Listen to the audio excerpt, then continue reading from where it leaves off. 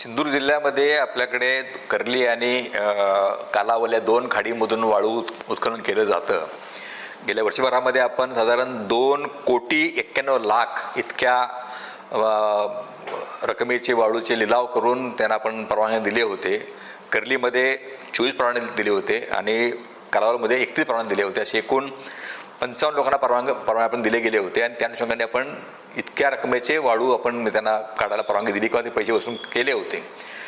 काही ठिकाणी अनुकूल बांधकामासाठी वाळू वापरली जाते. ती वाळूच्या गाड्या तपासणी आपण करत असतो. वर्षभरामध्ये आपण साधारण वेंगुर्ला तहसीलदारांनी साधारण 64 गाड्यावरती कारवाई केलेली आहे. सावंतवाडीच्या तहसीलने कारवाई केली आहे. वालवंच्या तहसीलने पण कारवाई केली आहे. मी स्वतःही रात्रीच्या फिरून काही गाड्यावर कारवाई केलेली आहे. त्यामुळे अनधिकृत वाळूवरती जे आपण कारवाई करत नाही असे होत नाही. आपण कारवाई करत असतो.